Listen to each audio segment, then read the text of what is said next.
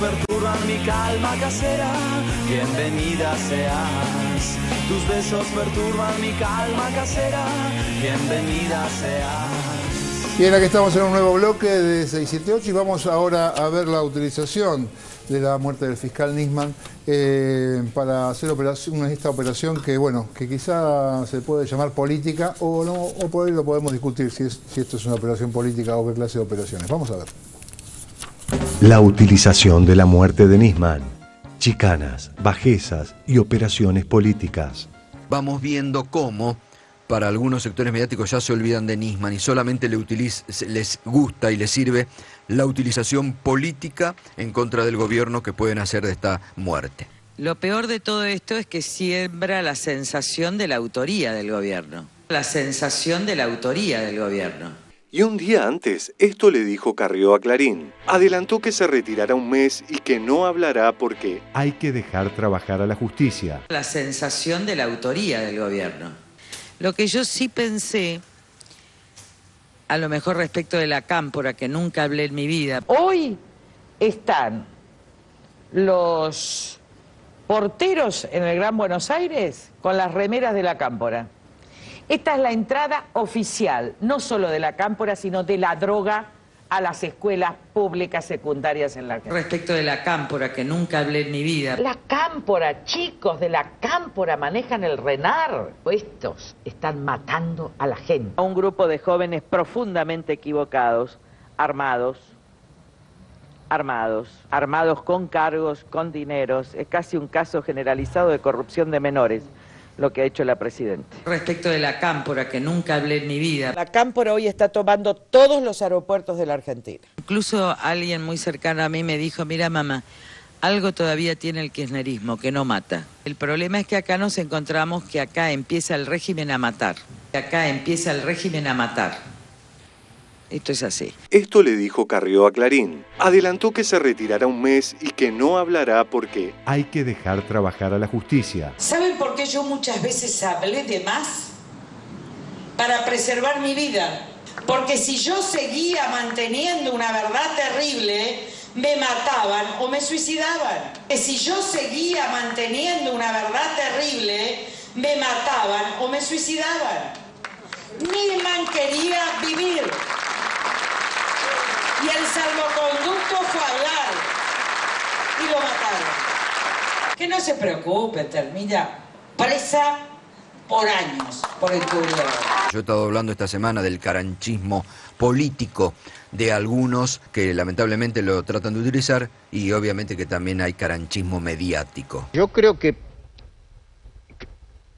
si esto continúa, si esta confusión, este desmadre continúa, van a ganar todos los candidatos que se planteen como lo contrario a este. Van a ganar todos los candidatos que se planteen como lo contrario a este. Yo estoy de acuerdo de que hay que ayudar a la doctora a que llegue al final. Lo que me parece que hay que hacer para ayudarla mejor es acortar la línea de llegada. Lo que me parece que hay que hacer para ayudarla mejor es acortar la línea de llegada. Argentina no está para un año entero de elecciones y de eternas elecciones. Argentina no está para un año entero de elecciones y de eternas elecciones. Que por favor los políticos se pongan los largos y hablen en serio de un cierto adelantamiento electoral. Eso parece difícil hoy en día porque los políticos iniciaron entre ellos, Jorge. La afirmación irresponsable, inescrupulosa de Jorge Asís, después la nata, porque que lo diga Asís es un tipo pintoresco, es un tipo que escribe bien, es un tipo que todos reconocemos alguna que otra virtud literaria, que habilita a los observadores moderados y estilizados como Jorge Lanata decir qué audaz que fue Asís. Lo escuchaba el Turco también, audaz lo que el Turco propone. Sí. Que hay que adelantar las elecciones. Sí, claro. Lo escuchaba el Turco también, audaz lo que el Turco propone. Sí. Es un provocador que habilita a los supuestamente comunicadores serios del régimen de Mañeto, digamos, ¿no? La crueldad kirchnerista ya la conocemos, digamos, ¿no? Ha sido un proyecto político muy cruel con sus adversarios. El kirchnerismo en ese sentido, comparado con el chavismo, con Putin, qué sé yo, hasta aquí había sido relativamente poco cruel, digamos, ¿no? O sea, hablaba mucho, incluso podía amenazarte en la calle, pero, digamos, no iba a la violencia física tan seguido como los chavistas, digamos. No iba a la violencia física tan seguido. Pero ahora parece que ya no hay límite,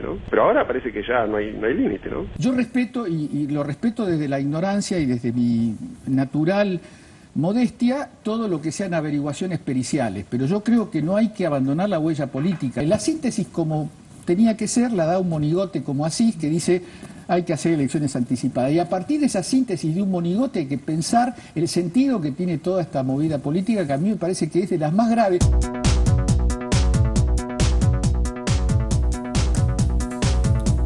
Muy bien, a ver, Russo.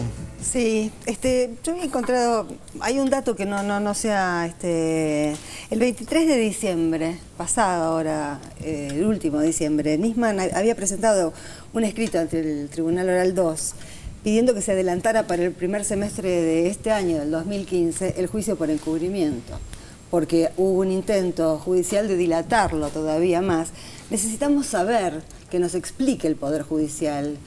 Es más, que la Corte Suprema también nos explique, llegada a esta instancia, qué es lo que pasa con ese juicio por encubrimiento, que se quiso patear, ya lleva años en suspenso, inexplicablemente ningún juez se quiere hacer cargo de eso, no logran constituir un jurado, y además se quería patear para el 2016. Y Nisman presentó un escrito solicitando que transcurriera durante este año. A mí ese dato también me parece relevante.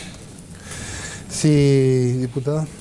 No, lo de Carrió es lamentable, es penosa y por eso en las últimas elecciones presidenciales tuvo el 3%, ¿no? Me parece que no logró sobrevivir y ha destruido su paso por... no logra construir nada colectivo, ¿no? Su individualismo, su voluntad destructora... y me parece que muchos periodistas y la corporación mediática está muy preocupada por la dispersión opositora. Todos hacen llamado, uno lee la editorial de Pagni y habla con mucho enojo de lo dispersa que está la oposición, de que no se ponen de acuerdo para una conferencia y emitir un comunicado único con respecto a lo de la muerte de Nisman. Uno lo escucha así, y también hablando de adelantamiento de las elecciones, cuando esas hipótesis, no tienen nada que ver con la realidad. Me parece que están muy preocupados y hablando de que el gobierno de Cristina tiene que terminar su mandato. Eso no está en peligro en este momento, pero quieren generar una sensación de inestabilidad, porque esta operación de la denuncia de Nisman tuvo por objeto eso y después la muerte, ¿no? Desestabilizar al gobierno. Y eso está trabajando, ¿no? La corporación mediática en conjunto con la corporación judicial. Para mí es muy importante no solo que se esclarezca la muerte de Nisman, sino que también se esclarezca y se investigue en serio el atentado a la AMIA. Si ha habido un gobierno que ha destinado los recursos y ha creado una fiscalía ad hoc especialmente para esclarecer los atentados, ha sido el gobierno de Cristina Fernández de Kirchner. Y me parece que también la oposición, los dirigentes de la oposición irresponsablemente hacen un uso político de la muerte de Nisman, que es lamentable. Moca. Sí, es una escena muy propicia para los aventureros. Los hombres de Estado y las mujeres de Estado son otra cosa, ¿no? Los grandes líderes que uno puede pensar de nuestra historia y de la historia de cualquier país no son gente que se regodea ante una cámara televisiva acusando a diestra y siniestra sin presentar ningún argumento ni prueba y simplemente con afán destructivo. Ahora, a esto está jugando el poder de las sombras de la Argentina. Por eso, entre otras cosas, no es fácil que surja un líder opositor, porque el liderazgo de la resistencia al proyecto político que lidera Cristina está claramente ubicado en, si uno quiere ponerle nombres, tiene que poner los grupos empresarios que se rodean, que se llaman convergencia empresaria, los ruralistas, y sobre todo como articulador, como enhebrador discursivo de todo ese bloque, los grandes medios de comunicación. Es muy difícil que de una escena donde todo es destrucción, donde la sensación que nos quieren dar todo el día es que dentro de una hora va a pasar algo, donde va a estallar algo y se va a desestabilizar todo, que en ese terreno pueda surgir un personaje de la oposición que pueda liderar. Lo que puede surgir y lo que está buscando el bloque dominante que surja es un buen cadete, un tipo que se predisponga a hacer todos los mandados que le digan. Ahora, para llegar a hacer elegir a un cadete van a tener que hacer mucho y lo están intentando, pero yo una vez más digo que no les va a resultar fácil. Ahora hay algo que les está faltando, porque como vos decías hoy, no hay nadie que... No apareció Sapsay a decir que esto no lo llame. No hay polémica. No hay polémica constitucional en realidad en relación a la denuncia. Sí, mira, te voy a decir algo que me pareció de suma gravedad de Sapsay, que lo escuché luego de la muerte del fiscal. Sapsay junto con la doctora Carrió forman parte de los grandes defensores de la República. Ahora son los primeros en salir a buscar el apoyo de la Embajada de Estados Unidos o ir a consultar cada cosa que hacen en la Embajada de Estados Unidos, lo cual me parece terrible porque es ir en contra de la soberanía de nuestro país, uno de los principios que hacen al Estado de Derecho. Sapsay decía que se comparaba con cómo se había actuado en la República de Francia a partir del atentado de Charlie Hebdo, en la celeridad que había tenido la justicia. A mí me parece terrible lo que sucedió en Francia, uno condena el atentado, pero a la vez a mí me parece un horror que no se haya respetado las mínimas garantías del derecho a defensa, de las garantías procesales de un proceso. Me parece que no tuvimos la oportunidad de escuchar ni saber si son realmente responsables las personas que en Francia fueron masacradas por supuestamente haber cometido el atentado. Y Sapsay, pedía la celeridad de Francia. Me parece terrible un tipo que se jacta de ser un constitucionalista que esté, comparándose con un país donde no se han respetado esas garantías. Sí, cortito, pero me parece que hay que volver una y otra vez a la denuncia de Nisman, ¿no? Ayer lo escuchaba a Horacio Berbisky de nuevo, que me parecía tan interesante lo que decía, diciendo que él se había preocupado por estudiar los párrafos de la denuncia, sus inconsistencias, sus baches, agrego yo, su redacción, ¿no? Si la escribió él, si no la escribió, quién se la dio, si la tenía preparada, si sabía lo que había, justamente por el expertise que tenía Nisman. Más allá de su actuación o aún pensando en su actuación como fiscal especial de AMIA, recordemos su pertenencia a la Embajada de los Estados Unidos revelada por los Wikileaks, pero volver una y otra vez a esas inconsistencias, pensar por qué Nisman presenta o pensaba presentar esas denuncias con esas inconsistencias. Me parece que es una responsabilidad y la oposición debería también abocarse a eso, debería poner una voz de alerta. Bueno, tal vez esto es un acto de ingenuidad lo mío, ¿no? Pero una voz de alerta, porque lo que está en juego acá es muy grave. Realmente digamos, la oposición política no puede desconocer los intentos de desestabilización que están ocurriendo en este país en este momento. Más allá de las pertenencias o no pertenencias partidarias, más allá de repensar quién va a suceder al Frente para la Victoria, Cristina, si el Frente para la Victoria gana las próximas elecciones, si no, digamos, desde la mirada de la oposición, más allá de las jugadas políticas electorales, aquí hay otras cosas en juego. Pero están preocupados por si la Nata después los reta por la radio y Manieto los castiga. ¿Por qué Nisman presenta esa denuncia tan insustancial? Ahora... No. Ahora vamos a eso, vamos a eso, porque en este informe aparecen las preguntas de fondo que se pretenden ocultar. Vamos a verlas. La fallida denuncia de Nisman. Los interrogantes que la hegemonía mediática esquiva. Veíamos en los informes anteriores audios fallidos que no comprueban más que la buena relación entre dos personas. El Grupo Clarín, difusor de los audios, prefiere repetirlos cientos de veces antes que adentrarse a fondo en el entramado que terminó con Nisman muerto. Estela de Carlotto, tu punto de vista simplemente sobre lo que está sucediendo en estos días después de la muerte de Nisman. La institución generación a la que represento, mi persona en sí misma, es muy precavida en hablar de lo que realmente no se sabe. Es un dolor, es una incógnita, que la justicia responda acorde a la necesidad de la urgencia del caso, que no haya aprovechamiento para opinar airadamente o buscar beneficios personales en opiniones que no son acertadas. Hoy ya no se discute de que lo que iba a presentar este hombre era totalmente insustancial. El juez que lleva la causa, Canicoa Corral, lo dijo, que no tenía ninguna consistencia de delito, sino simplemente se ocupó de otra cosa. Facebook de la presidenta Cristina Fernández de Kirchner. AMIA y la denuncia del fiscal Nisman. ¿Por qué habría de suicidarse alguien que escribe un mensaje en su chat como el que escribe el fiscal Nisman cuando explica a un grupo cerrado de amigos su regreso intempestivo al país?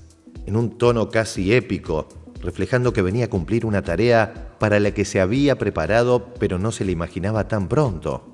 ¿Por qué se iba a suicidar alguien que en su chat explica que la tenía pensada hace tiempo pero que la había tenido que adelantar?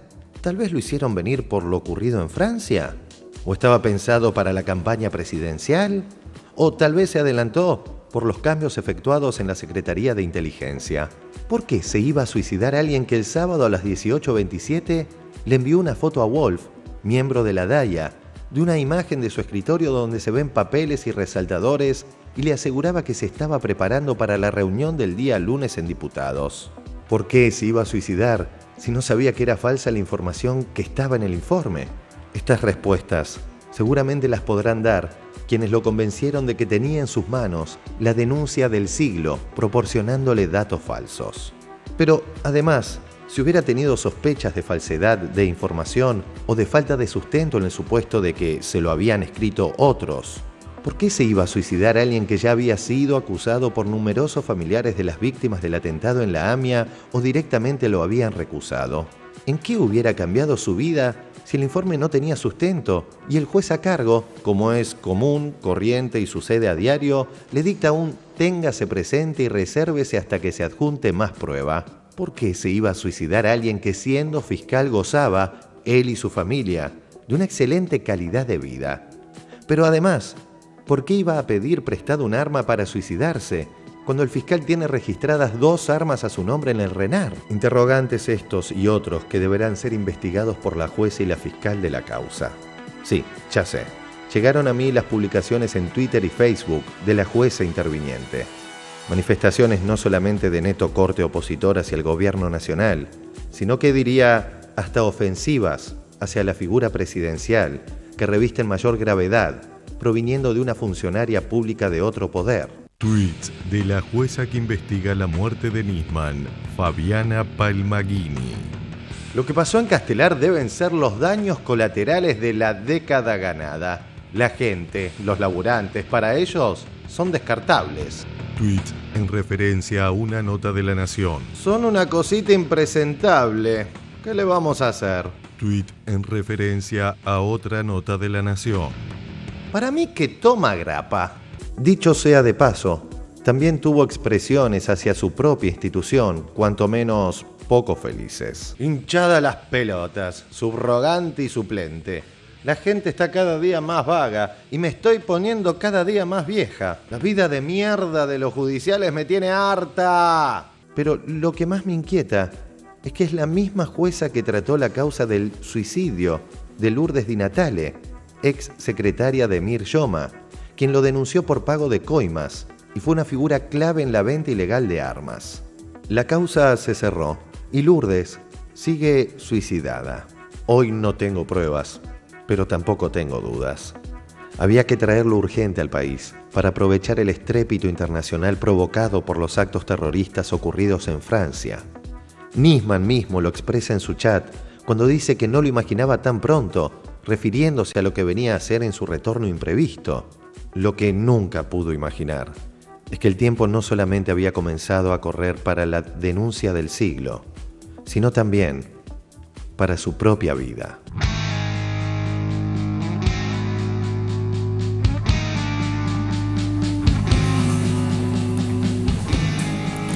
Bueno, creo que esta es la parte más compleja, ¿no?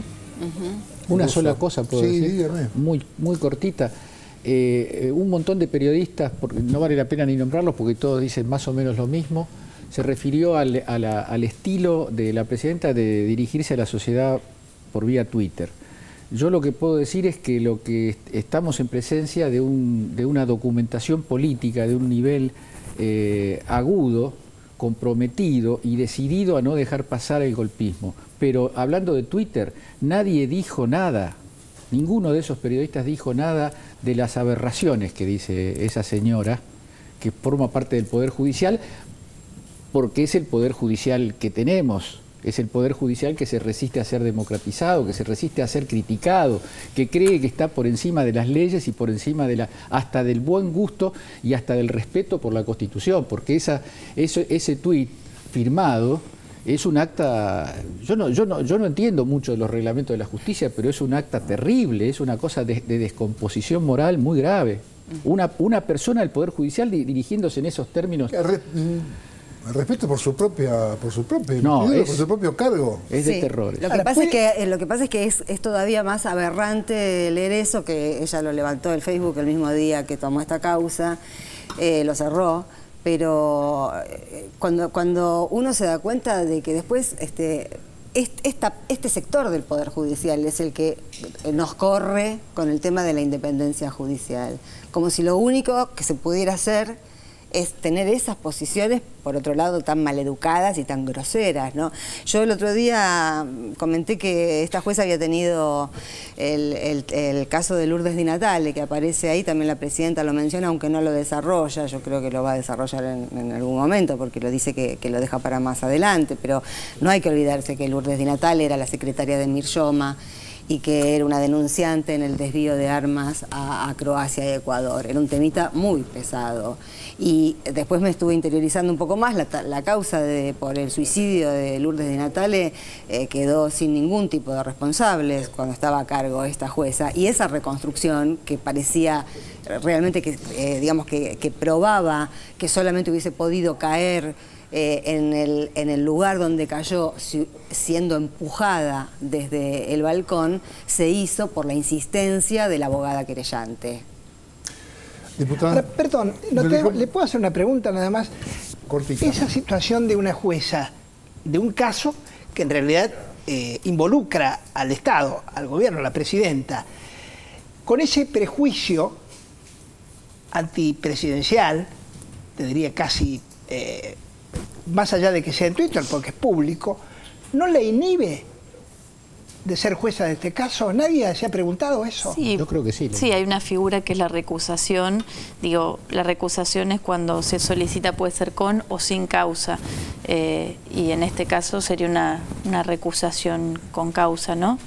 Del apartamiento de esta jueza y solicitar que intervenga otra en el proceso. Bueno, vamos a ver cómo sigue. Vamos a hacer un corte también y ya volvemos con más 678.